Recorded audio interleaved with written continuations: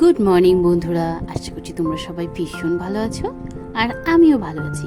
তো বেশ কদিন পরে একটা নতুন ব্লগ নিয়ে আমি হাজির।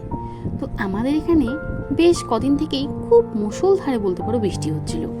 তো যত হারিতি সবার ঘরে ঘরে জামা কাপড় জমে গিয়েছিল। তো আজকে রোদ উঠায় সবাই তা ধুয়ে দিয়েছে। আর দেখো আমাদের উঠোনটা কি হয়েছে। আজকে জানো কি রান্না করব? এই যে দেখতে পাচ্ছ করলা, এই করলার একটা আলাদা রকম রেসিপি আজকে আমি করছি। তো তোমরা তো জানোই বিভিন্ন রকম আলাদা আলাদা রেসিপি ট্রাই করতে আমার বেশ ভালো লাগে। তো করলাগুলোকে প্রথমে একটু ভেতরটা ছুলে মানে একদম শুধু শাঁসটা রেখেছি। আর এদিকে দেখো একটু পটল আর আলু কেটে নিয়েছি। শুধু এক তরকারিতে তো খাওয়া হবে না, তো এটা দিয়ে একটু রসা বানাবো। তো এটা আর তোমাদেরকে সেভাবে আজকে দেখাচ্ছি না। আজকে আমার রান্নার মূল বিষয় হচ্ছে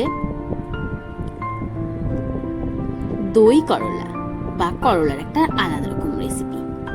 সেরকমভাবে ফাইনাল নামটা আমি বলতে পারছি না, বা আর কি সেরকম নামটাও আমার জানা নেই।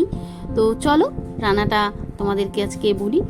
তো এই করলার এই রেসিপি রান্নার জন্য আজকে লাগছে হচ্ছে আমার দই লাগবে, কাজু বাদাম কিশমিশ বাটা লাগবে, আর ওগুলো সব রেডি। তো এই রান্নাটা ভাবছি সেরে নিই প্রথমে, তারপর ওই রান্নাটা করবো। এদিকে দেখো আমি এখানে চার মগজটাও কিন্তু লাগছে, অনেকখানি চার মগজ, তারপরে হচ্ছে কিশমিশ আর কাজু বাদামটা রেডি করে ওটাকে বেটে রাখছি। পাটার মধ্যে সুন্দর করে বেটে নিচ্ছি। আর যদি মিক্সিতে করে নাও মিক্সিতেও করে নিতে পারো। তারপরে কি করবো বলো তো, কড়াইয়ে গরম করে তো খানিকটা এটার মধ্যে তেল দিয়ে দেবো, খুব একটা তেল না, আর যদি ঘিতে করো তাও বেশ ভালো হয়। তো এখানে আমি তেলেই করছি। তো সর্ষের তেল খানিকটা দিয়ে এটাকে ভেজে নেব। করলা তরকারিটা যদিও একটু মানে করলার যে কোনো কিছু একটু তেতা হয়, কিন্তু দেখবে এটাতে না এই রেসিপিতে করলার তেতা লাগে না, এটা একটা আলাদা রকম স্বাদ লাগে। ব্যাস, যদি তুমি এক তরকারি দিয়েও ভাত খেতে চাও তাও কিন্তু ভাত শেষ হয়ে যাবে, জানো এত দুর্দান্ত হয় খেতে এই তরকারিটা। আমি তো খুব ভালোবাসি। তো আমার বাচ্চা কাচ্চা বাড়ির লোক সবাই রান্নাটাকে খুব পছন্দ করে। আর কিন্তু সত্য কথা বলতে কি, সময়ের অভাবে বা সব সময় সব জিনিস হাতের কাছে থাকে না, তাই সেভাবে করা হয়ে ওঠে না, মাঝে মধ্যে হয়। তো চলো আজকে তোমাদের সাথে একটুখানি শেয়ার করি। তো খানিকটা সর্ষের তেল দিয়ে হালকা করে দিয়ে ভেজে নিচ্ছি। ও হ্যাঁ, আরেকটা কথা, একটু খেয়াল রাখবে করলাগুলো যেন কচি হয়। কচি করলাতে টেস্টটা বেশি ভালো পাবে।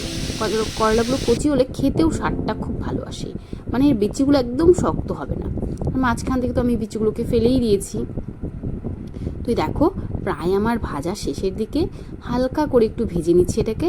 খুব বেশি যে একদম কড়া করে ভাজবো তা কিন্তু একদম নয়, একটুখানি হালকা করে এটাকে ভেজে নিচ্ছি। ভেজে এটাকে এখন নামিয়ে রাখবো।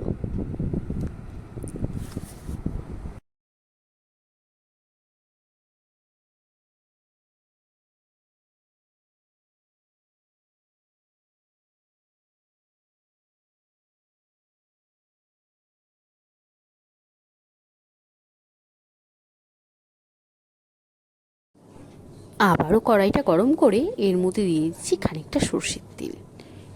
তো সর্ষের তেল বা এটা আপনারা ঘি দিয়েও করতে পারেন, বেশ ভালো লাগবে খেতে ঘি দিয়ে করলে। তো আমি সর্ষের তেলই দিয়ে দিচ্ছি।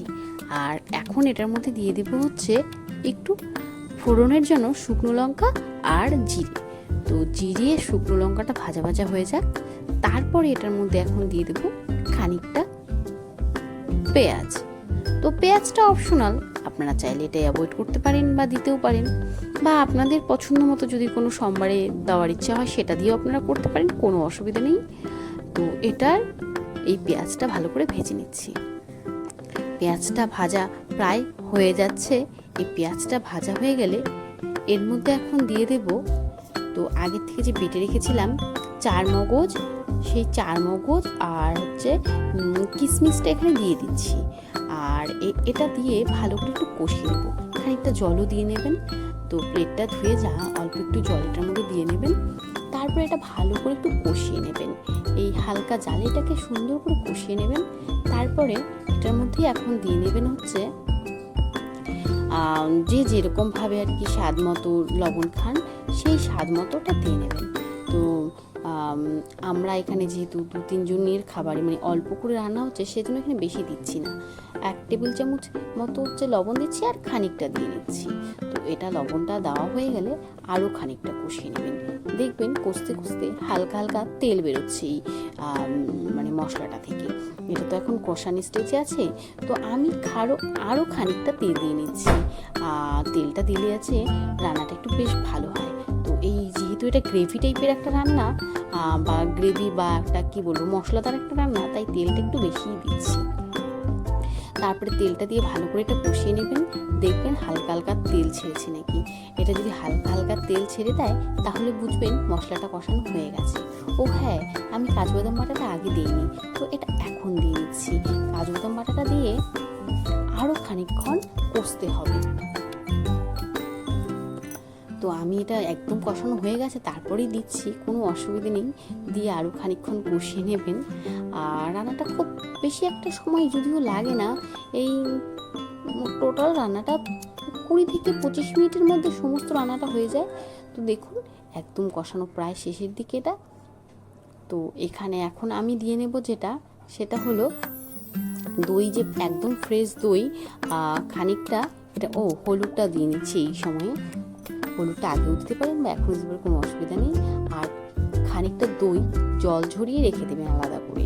তো এই রান্নার মূল উপকরণটাই হচ্ছে এই কাজু বাদাম, কিশমিশ আর হচ্ছে দই আর চারমগজ যে দিলাম সেটা। তো সেটা চাইলে নাও দিতে পারেন আপনারা, কোনো অসুবিধা নেই।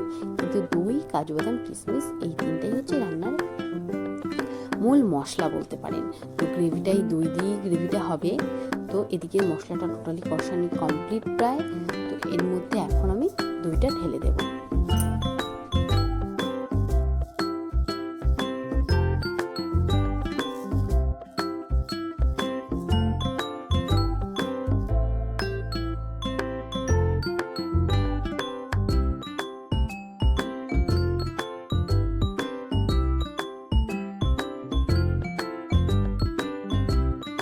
ব্যাস, এই তো করলাগুলো দিয়ে খানিকটা নাড়াচাড়া করে জল ঢেলে দিলেই রান্না রেডি। তো দেখতেই পাচ্ছ একদম মশলাটা সুন্দর করলার গায়ে গায়ে কষে গেছে। আর এর মধ্যে এখন এই এক গ্লাসের মতো আর কি জলটা দিয়ে নিচ্ছি। ব্যাস, জলটা ফুটে করলাগুলো হালকা সেদ্ধ হয়ে যাবে আর গ্রেভি একটা তৈরি হয়ে যাবে। ব্যাস, রান্না কমপ্লিট। তো তোমাদের এই রান্নাটা কেমন লাগলো অবশ্যই আমাকে কমেন্ট করে জানাবে। আর খেয়ে তোমরা একবার নিজেরাও ট্রাই করে খেয়ে দেখবে কেমন হয়, আমাকে অবশ্যই কমেন্ট করে জানাবে। আর ভিডিওগুলো কেমন লাগে অবশ্যই কমেন্ট করবে। তোমরা কে কোথার থেকে দেখছো তা অবশ্যই বলবে। তো আর ভিডিওতে একটা লাইক করে দেবে। যদি এতক্ষণ থেকে ভিডিওটা দেখে থাকো তো অবশ্যই সাবস্ক্রাইব করে দেবে।